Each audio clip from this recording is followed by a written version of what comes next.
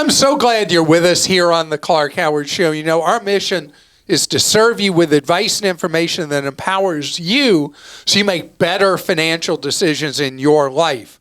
And one thing I've been asked about repeatedly over the last month is whether a parent should start a Trump account for their child. I'm going to give you what you need to know how the rules of this work. And later, I'm going to give you something you need to be so careful of. Cell phone SIM swapping is ugly, ugly, ugly, and can wipe out your assets so fast it's crazy. I'll explain how it all works. All right, so speaking of how it works, the Trump accounts. For a 5-year period up till, I think, beginning of 29, a newborn child is seeded $1,000 by the federal government in a Trump account. And the money has tight guardrails about how that $1,000 can be invested. It's designed to go into low-cost index funds at an expense ratio of no more than 0.1%, which is fantastic. Parents have the option of adding up to $5,000 a year into one of these accounts. Don't do that. I'll tell you why in a second.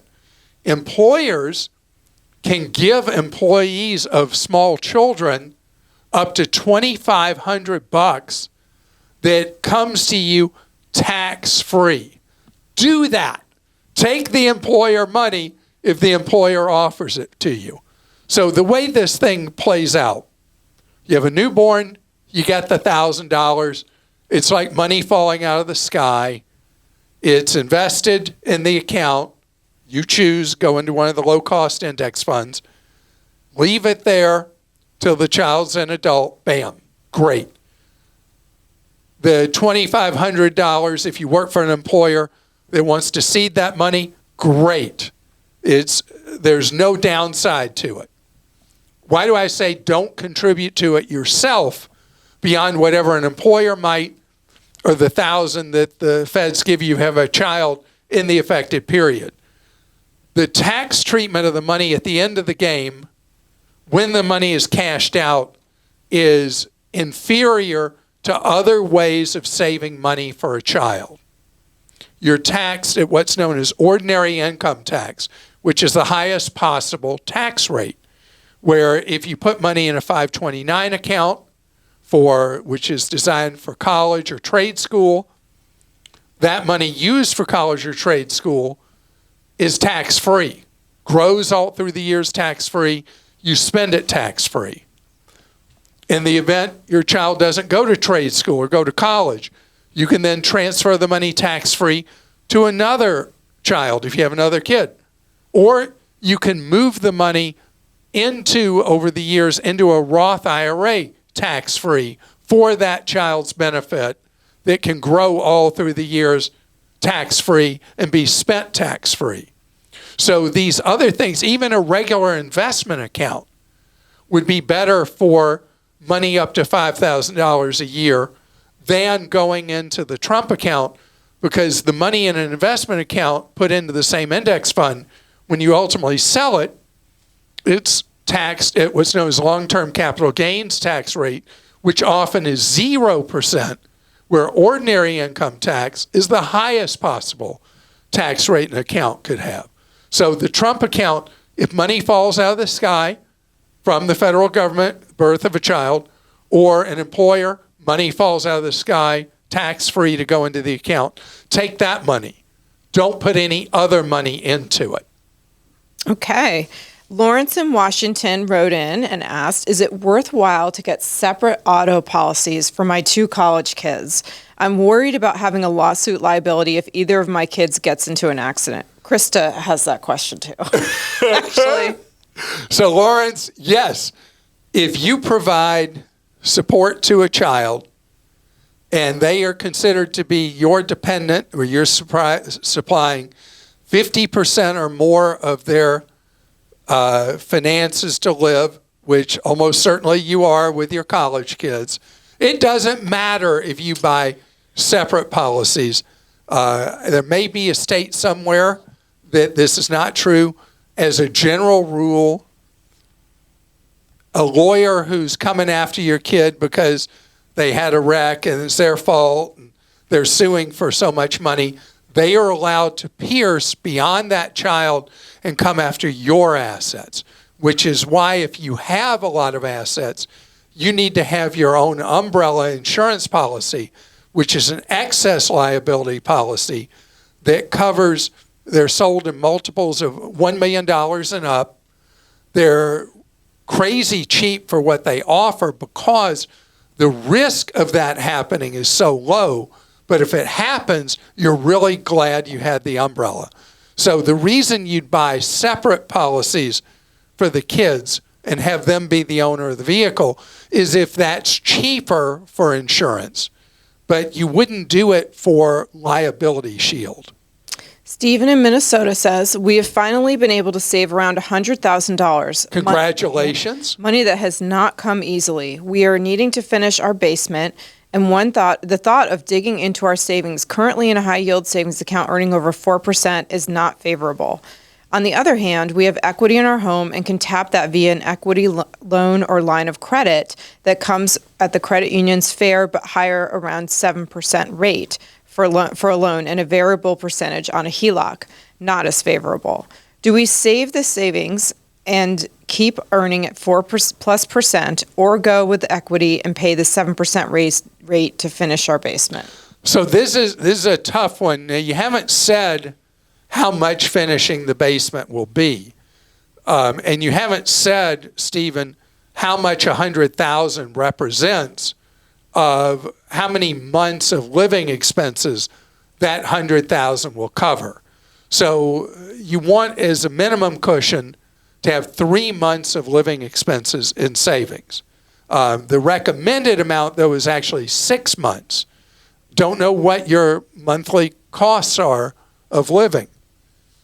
You would not want to borrow money at 7% when you can give up earning 4% on your savings, as long as it doesn't eat into that cushion I'm talking about for the rainy day.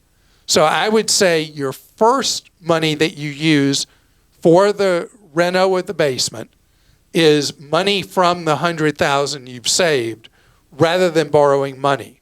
When you're getting close to that point where you would no longer be able to cover 6 months living expense, that's when the remaining cost of doing the basement would come from either a home equity loan fixed rate or a HELOC floating rate, whichever feels best at that time. If you do the home equity loan, I don't want you to borrow more money than you can pay back in a 60-month window. In other words, I don't like home equity loans lingering year after year after year. I like a 5-year payment window paying back on that. Jerome in Maine says, I've never heard Clark mention that paying all credit card bills in full before the statement date can temporarily lower your credit score. My score drops from 822 to 783 if I show no activity in a month.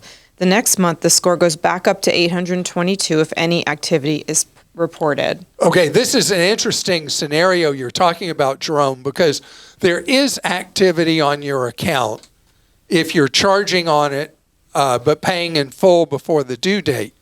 Now, I've talked before about how Lane and I do this, but what we do is twice a month, we pay what is owed on our cards, not related to the closing date, but we're always getting it fully paid off. You can tell because it'll say, it'll tell you that you've paid your balance for that month if you look at the electronic statement or you're looking at a paper statement. You know what you have to pay for that month. The whole idea is we're holding down our available credit usage. And I hope I'm explaining this in a way that makes sense. You want to have your ratios of the amount of outstanding credit used versus your credit limits be as low as possible. Ours averages 3%. the reason that's significant is that your credit score is so affected by the amount of available credit you're using. So we don't specifically go on a glide path to bring the balance to zero on the closing date of a statement. What we're doing is by making 2 payments a month based on the current balance, is we're getting them to where the amount charged shows very low. So we are reducing the percent of available credit we're using, and we're never paying interest by doing the payments we do twice a month. Gosh, I hope that made sense. Coming up ahead, I want to talk about something that criminals are doing that can cost you big bucks.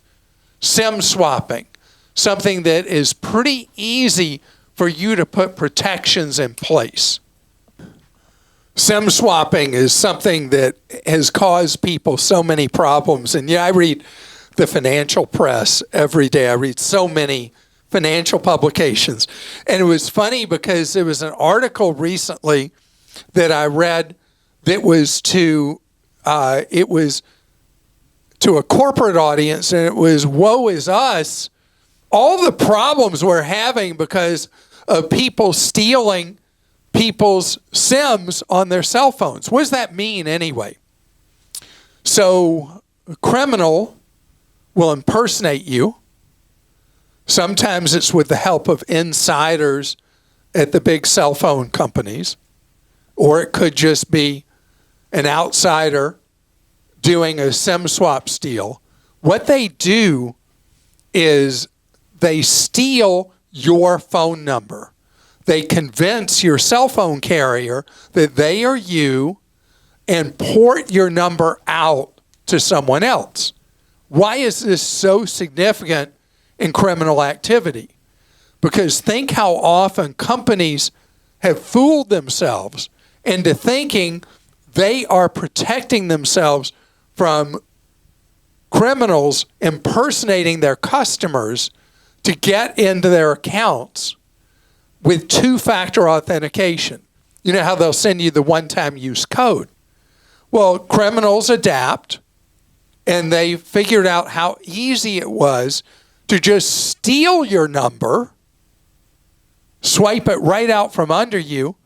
Suddenly, you're not getting messages or phone calls or whatever on your phone, which is why they normally strike overnight when you're sleeping and don't even realize. They steal your service. They put your number on their phone. The 2-factor comes to them, and before you know it, they have swiped the money out of your bank account, your brokerage account, your savings account, your retirement account. The money is gone. And then there becomes this big fight, which is what was so funny about the article, was that corporate America is like, oh no, all right, how are we going to handle this? Are we just going to not give people their money back because our security system fell down? Or are we going to give them the money back and then our profits go down? Everybody's dealing with this SIM swap hot potato. What you need to know is that this is a key tool in criminals' toolbox now to impersonate you, steal your cell service, get the code, use the code to verify that they are you when they're not, and then move that money out of your accounts. So, what's the role you and I have to play? It's so easy. You just put a SIM lock in place with your cell phone provider. With my cell phone provider, mine is Google Fi, I just am able to do it right in my Google Fi account. And I have my number locked so that if somebody tries to move my service somewhere else, they can't do it. And so they just go on to the next potential person they're going to steal money from. As best I know, about 0 people have put in place a SIM lock with their cell phone provider. Every cell phone provider has a different procedure for putting it in place, and you just got to look, signing into your account or on your app for your cell phone provider, there will be a procedure that you can do that will lock your cell phone service to you. Now, it creates some hassle when later you decide, I don't like who I'm with, and you want to switch to somebody else. You have to go through the procedure first to take off your SIM protection, and then you're able to move your service to someone else. But again, odds are close to zero that you have put this simple step in place that stops the criminal cold who's trying to impersonate you and steal your money. Remember this, there's probably not a single person who's not been a part of breach after breach after breach. When we get those inane letters from corporations or governments or colleges, I got one recently from a college saying that my information had been breached. And so the criminals have this stuff sitting there. They know our current address, prior addresses, date of births. They know so much about us, including our social security number, that when they decide it's your turn, they're going to try to steal your money. One of the key tools that will shut them down is having that SIM lock in place. Okay, going to questions. Rob in Washington wrote this one. Hi, Clark. I'm from the Seattle area where housing prices are insane. Is that the Seattle slogan now? Remember Crazy Eddie, where our prices will drive you insane? Mm-hmm. Seattle, where housing prices will drive you insane. With baby boomers being overhoused, do you think we'll eventually see a surplus of homes as they age out? Could that bring prices down long term despite today's shortage? I'm wondering if housing values might not keep rising like everyone assumes. Long term, could housing no longer be the guaranteed appreciating asset it's been in the modern era? Yeah, so the housing market, Rob, has gotten obviously ahead of itself. It has outstripped people's ability to afford a home. That's why this year there's a trend continuing that started last year in a small number of cities where home prices have stalled out. Sales have stalled out. And in a number of major metro areas that saw big run-ups from 19 to 24 have seen housing values on average actually decline. So what happens in the housing market is you have homeowners that may have reached a point they want to sell, but they have in their mind that they want X number of dollars. Buyers say, can't do it. And so the buyers strike. The sellers sit there in that house and continue to live there. And a lot of baby boomers who would have decided this was the cycle in life when they were ready to move on and sell the house that if they have kids, they raise their kids in, they're now stuck in that house because they're not at that point where they're ready for price capitulation. So what happens, Rob, is you get back to equilibrium at some point. You get to the point where people say, okay, I got to get out. And it doesn't necessarily mean price drops that are dramatic. What it does mean, though, is that housing prices essentially do drop in real dollar terms as over the years people's pay creeps up, but home values may not keep up with that. There's a trend that supports what I'm saying, that people who bought in recent years, we're seeing for the first time in a good while, we're seeing a rise, sadly, in foreclosures. That people did everything they could to get in a home, and it was a step too far. They can't afford it, and they can't sell it to somebody for what they paid for it. So the market has stalled out. Are we going to see an out-and-out severe drop in housing prices like we saw in the aftermath of the banking scandals in 2008 to 12? Nope. That's not what's going to happen here. But the effective affordability of houses will improve over the next several years as sellers say, hey, I can't get that price I thought I was going to get. I need to move on. I'll get what I can. Now, the other factor, though, we are short houses in the United States.